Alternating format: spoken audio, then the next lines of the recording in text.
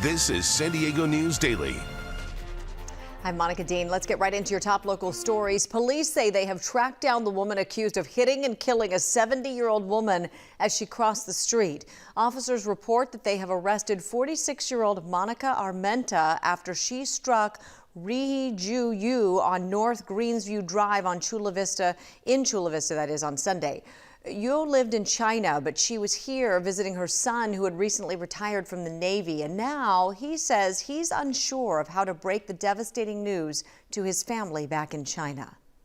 I need a reason for my family member, for my mother's sister and brother. I really don't know how to tell them. I just retired from Navy and so finally I have a time right now. I want to take care of them, but there's no more chance. Armenta is facing possible charges of felony hit and run and misdemeanor vehicular manslaughter. A dramatic scene playing out on a busy freeway, and the suspect who caused all of it is still on the run. Last night around 9:30, a woman drove the wrong way, going north on the 5 South at 80 miles per hour. Get this, all the way from the border to downtown. CHP says it went on for about 15 minutes, and one of their officers tried a pit maneuver, made contact, but ended up crashing into the center divide. It didn't come to an end until the woman drove her black Camaro into a truck at C Street. She then jumped out of her car and ran away. Another driver had to swerve onto the ice plant to avoid the whole thing. The CHP officer was taken to the hospital and is expected to be okay. The driver of the truck is also okay. This is the latest in a string of wrong-way crashes around the county and could have been much worse. CHP wants anyone with information to give them a call. Anyone who lives south of the border but works or goes to school here in the U.S. knows the line to cross can be hours long. Now the Tijuana government has announced a new express lane program, but that convenience is going to cost you up to $900 a month. NBC 7's Nicole Gomez has details from San Ysidro. Tens of thousands of people live in Baja and cross daily to work in the San Diego region. Most of them do it to save money, but it comes at a cost: time. Baja residents who work or go to school in the U.S. can spend hours every day waiting to cross either in San Ysidro or Otay Mesa. Now this new express lane will fix that. The Tijuana Secretary of Economic Development says this pass will range from $600 to $900 a month. The first option is exclusively for the Otay border crossing and includes daily access, registration of 2 vehicles, and up to 3 passengers, while the more expensive option allows for 2 daily crossings at any of the border checkpoints, registration of 2 vehicles, and up to 3 passengers. The program does not apply to people with green cards. Today we spoke to a woman who lives in Rosarito and works at the Las Americas outlets. She waited 2 hours to cross today. It sounds really expensive, but I think it saves you time, and time is important. You know, sometimes I skip breakfast or I don't do things that I'm supposed to do because I have to be here at a certain time. So I think it's expensive, but I think it's useful too. Worth it, probably. Yeah, that's a word. A start date for the program has yet to be announced. Reporting from San Ysidro, Nicole Gomez, NBC 7. We had a lot of rain over the holidays, and many San Diego streets are in rough shape. And now San Diego is going to start resurfacing streets in a number of neighborhoods. Those include La Jolla, Pacific Beach, Carmel Valley, Pacific Highlands Ranch, and Torrey Pines. The city hopes to have all of this work done this month. Meteorologist Angelica Campos joins us now with a look at your forecast. Pretty nice, Angelica. A gorgeous Wednesday across the county. If you're going to be at the beach, we do have your surf forecast with moderate rip currents. The swells between 2 and 4 feet. Low tide happening soon at 1:32, and the water is now back down into the 50s, which is normal for this time of the year.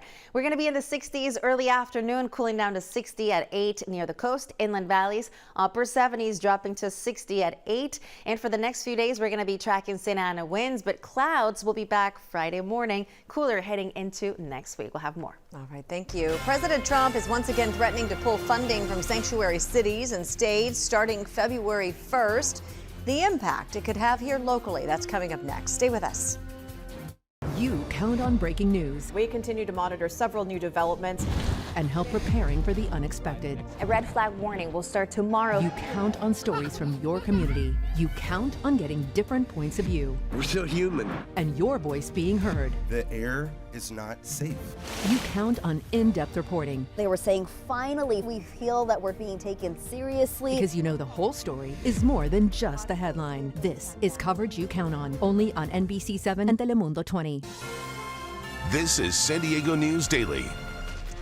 I'm Monica Dean. Welcome back. President Trump is again threatening to pull funding from sanctuary cities starting next month. This is something we've heard before, and every time a judge has blocked the plan. This comes as San Diego County officials continue their push to further limit ICE cooperation with a new enhanced ordinance. The so-called clear measure would not allow federal agents to enter non-public areas of the county property without a warrant signed by a judge. It would also require signs to be posted in county buildings explaining the rules on law enforcement access. The clear ordinance makes it abundantly clear that no one operates above the Constitution. 3 out of the 4 county supervisors voted to pass the ordinance. There will be a second reading at the end of the month. About 300 people are staying at Balboa Park's Municipal gym after the recent storms flooded them out of their downtown shelter. It's not clear just how long they'll be there, but now there's questions about everything from hygiene to parking. People living there say trash is piling up and the porta potties are not being cleaned with enough frequency. We spoke with one man who says this is the latest setback in his long-term efforts to find permanent housing. Yes, I think there's a big misconception that people don't want the housing. Everyone here has the goal of getting housed. In a joint statement, the city and Alpha Project say the gym has been used as a shelter before and, quote, together, we will continue to ensure residents' needs are met and impacts are as minimal as possible to those seeking assistance. We may be a step closer to a permanent fix for one of the biggest problems along the heavily polluted Tijuana River. For years, people in Edgar Highlands and Nestor lived with sewage flowing into their backyards. The city tried to help by building pipes under Saturn Boulevard to direct the sewage away, but that's made things worse as a foamy mess ended up putting more toxic gases into the air. County Supervisor Paloma Aguirre and State Assemblyman David Alvarez testified before state legislators Monday for support on a bill that would provide millions of dollars to fix this so-called toxic hotspot. Making people sick, and that's the main concern here. This is a public health emergency. By fixing the hotspot, it's not going to solve the issue entirely, but it'll significantly reduce the amount of pollution going out into the air. The plan advanced, but it is far from a done deal. But if everything goes as hoped, Aguirre hopes constructions on Saturn Boulevard may start sometime this year. We're going to have a look at your weather forecast. It's beautiful outside right after this. Stay with us. NBC 7 and Telemundo 20. Weather coverage you count on. You count on accuracy. The winds are going to be increasing. You count on these experts. Take a look here at our future weather. In 2 languages. You count on innovative tech. Look at our first alert Doppler radar. From a team you depend on. Dry conditions to round out this week. You count on early warnings. Because we had pretty significant rain. Because you know every second counts. It just kept getting worse and worse. This is First Alert Weather. This is coverage you count on. Only on NBC 7 and Telemundo 20.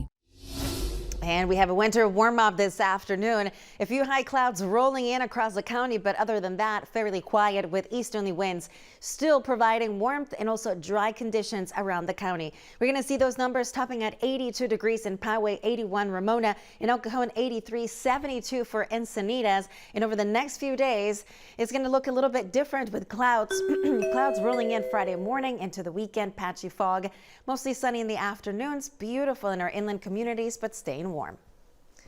In the North County, preparations are underway right here at the Carlsbad Flower Fields, and you'll soon be able to visit. Organizers announced tickets for the upcoming season are now on sale.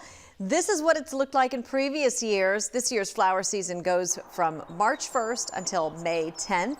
But you might remember last year the season was extended another week. If you're interested, you could buy tickets on the Flower Fields website. More coverage you count on at NBC7.com. Thanks for watching. Have a great day.